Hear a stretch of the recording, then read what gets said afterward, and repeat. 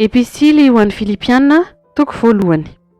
Paoly sy Timoty, mpanompon'i Kristy Jesosy, mamangy ny olona masina rehetra ao amin'ny Kristy Jesosy mba mampitandrina sy ny diakona izay any Filipy. Ho anareo anieny fahasoavana sy ny fiadanana fa amin'ny Andriamanitra raintsika sy Jesosy Kristy Tompo. Tsotra an'Andriamanitra amin'ny fahatsiarovako anareo mandrakariva aho amin'ny fivavahako rehetra ho anareo rehetra, ka mangataka amin'ny fifaliana no ny firaisanareo ampandroso ny filazantsara amin'ny andro voalohany ka mandraka ankehitriny. Ary matoky indrindra aho fa izay nanomboka asa tsara ao anatinareo no ahatanteraka izany mandra-piavy ny andron'i Jesosy Kristy. Fa marina izany fieverako anareo rehetra izany, satria efa mby atam-poko ianareo fa hampiombona ny fahasoavana ananako ianareo rehetra na amin'ny fifatorako na amin'ny famaliako, afa-tsiny ny filazantsara sy ny fampianarako ahamafiorina azy. Fa Andriamanitra ny vavolombeloko fa manana anareo rehetra indrindra aho amin'ny famindram-pony Kristy Jesosy. Ary izao no angatahako dia ny mbola hitombony fitiavanareo bebe kokoa amin'ny fahalalana tsara sy ny fahafantarana rehetra, mba hamantaranareo izay zavatra tsara indrindra, mba ho madio am-po ary tsy hanatsiny ho amin'ny andron'i Kristy ianareo. Sady feno ny vokatry ny fahamarinana izay avy amin'ny alalan'i Jesosy Kristy ho voninahitra sy fideranan'Andriamanitra. Ary tiako ho fantatrareo ry rahalahy fa izay zavatra nanjohay dia efa tonga fampandrosoana ny filazantsara kosa, ka ao amin'ny Kristy ny fifatorako dia fantatry ny mpiambina andriana rehetra mamin'ny olona hafa rehetra. Ary ny ankabeazan'ny rahalahy dia efa matoky ao amin'ny Tompo noho ny fifatorako ka miasa say kokoa hitory ny tenin'Andriamanitra tsy ampitahotra. Fialonana sy fifandirana aza no hitorian'ny sasany an'i Kristy ary fifaliana kosa ny an'ny sasany. Fitiavana ny an'ny sasany satria fantany fa voatendry ho mpanafatsiny ny filazantsara ao. Fifampiandaniana kosa no hitorian'ny sasany an'i Kristy fa tsy mba fo madio ka mihevitra hanampy fahorinan'ny fifatorako. Ahoana ary noho izy afa-tsy izao? Amin'ny atao rehetra na amin'ny fiatsaram-belatsihy na amin'ny marina dia Kristy no toriana ary mifaly amin'izany aho, eny mbola hifaly ihany koa. Fa fantatra fa ho tonga famonjenahay izany noho ny fahangatahanareo sy ny fanomezana ny fanahin'i Jesosy Kristy. Araka ny afatratry ny faniriako sy ny fanantenako fa tsy ahazo henatra aho na amin'inona na amin'inona, fa amin'ny fahasahiana rehetra tahaka ny amin'ny mandrakariva dia ankehitriny koa no ankalazana ny Kristy ao amin'ny tenako na amin'ny fiainana na amin'ny fahafatesana. Fa Kristy no antony havelomako ary ny fahafatesana no ahazoko tombony. Kanefa na raha ny ho velona amin'ny nofo no ahavokarany asako dia tsy hitako izay hofidiako, fa sanganehana eo anelanelan'izy roa aho, maniry hialaka ao amin'ny Kristy satria tsara lavitra izany. Kanefa kosa ny toetra eo amin'ny nofo no mahasoa anareo kokoa. Ary satria matoky izany aho dia fantatra fa hitoetra sy haharitra eo aminareo rehetra aho, ahazahoanareo fandrosoana sy fifaliana amin'ny finoanareo, mba hitombo noho ny ataoko ny firavoravoanareo ao amin'ny Kristy Jesosy amin'ny ankanesako aty aminareo indray, fa any ataoko araka ny fitondrantenanareo ho miendrika ny filazantsarani Kristy, mba handrenesako ny toetranareo na ho tonga aho ka hitanareo na tsy ho tonga, fa maharitra amin'ny fanahy iray ianareo ka miray fo hiara-miezaka hampandroso ny finoana ny filazantsara. Ka tsy ho azon'ny fahavalo-ampitahorana ianareo na amin'inona na amin'inona, fa aminareo dia mariky ny fahaverezana izany, nefa mariky ny famonjenanareo kosa sady avy amin'Andriamanitra.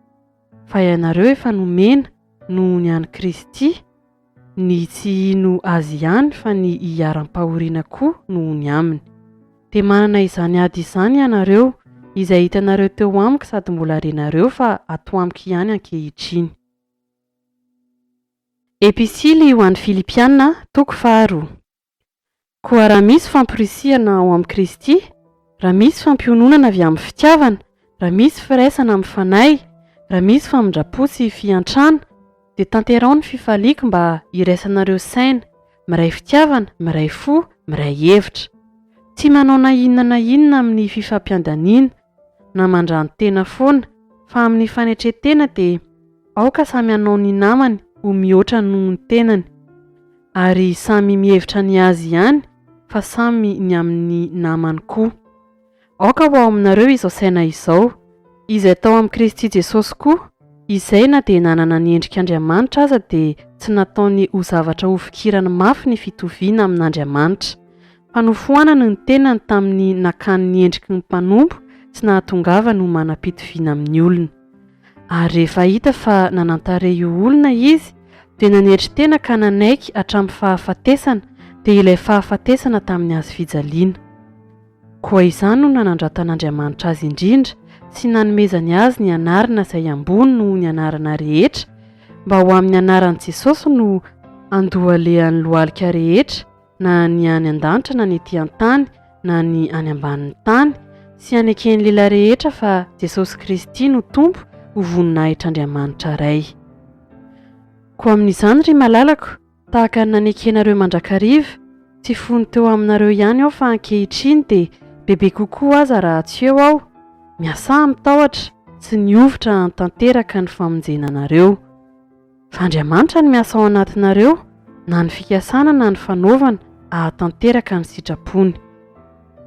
Ataovy ny zavatra rehetra amin'ny tsy fimononmononana sy ny tsy fisalasalana, mba ho tsy manatsiny sady tsy misy fitaka ianareo, dia zanak'Andriamanitra tsy manana adidy eo amin'ny firenena meloka sy maditra, izay isehonareo tahaka ny fanazavana eo amin'izao tontolo izao, mitana ny tenin'ny fiainana mba hisy horeharehako amin'ny andron'i Kristy, ka tsy ho niazakazaka foana aho na nisasatra foana. Eny, na dia ahidina ho fanatitra ahidina eo amin'ny fanatitra ny fisoronan'ny finoanareo azy aho, dia falika miara-mifaly aminareo rehetra, ary aoka izany no ampifaly anareo koa ary miara-mifaly amiko. Nefa manantena aho amin'i Jesosy Tompo fa aniraka ny Timoty faingana ho aty aminareo mba hifaliako koa rehefa fantatro ny toetrareo, fa tsy manana olona mitovy fanahy amiko aho na dia iray akory aza izay azoto hiay anareo.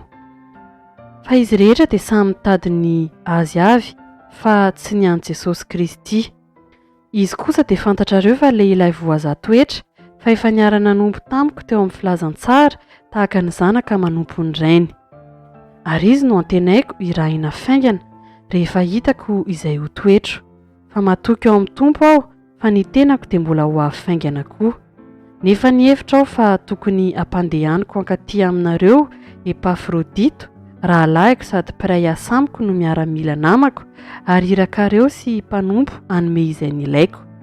Fa manana anareo rehetra izy ka difotra alahelo satria efa renareo fa narary izy.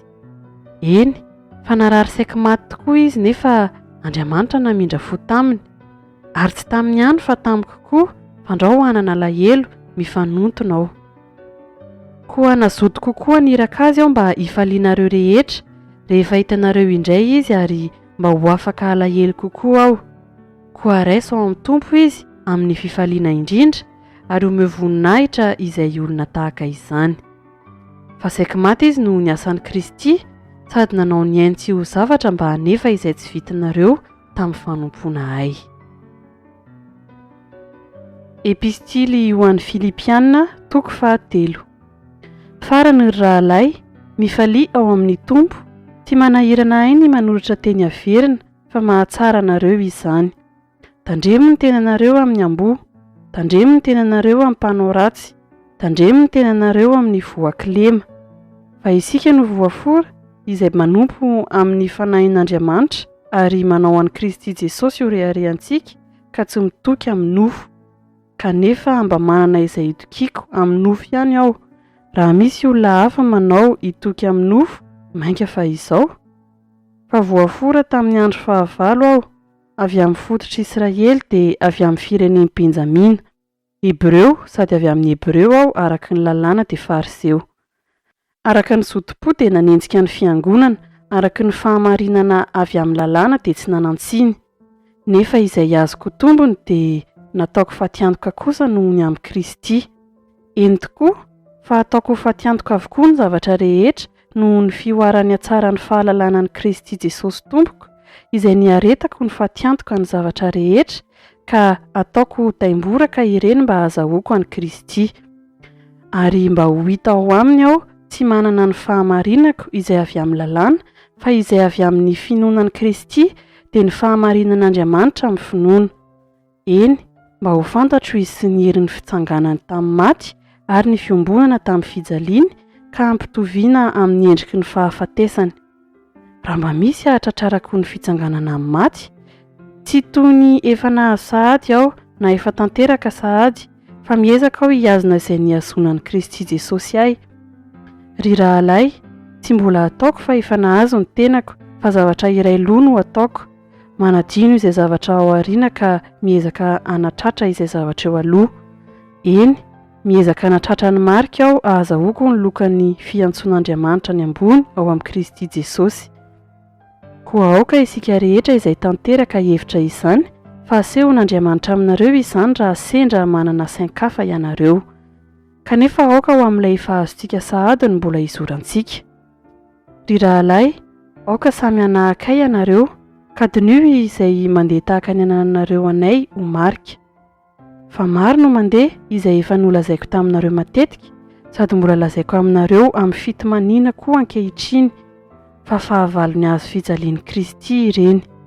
Fahaverezana no ny hafarany, ny kibony no andriamaniny, ny fahamenarana no voninahiny, fa misainany amin'ny tany izy.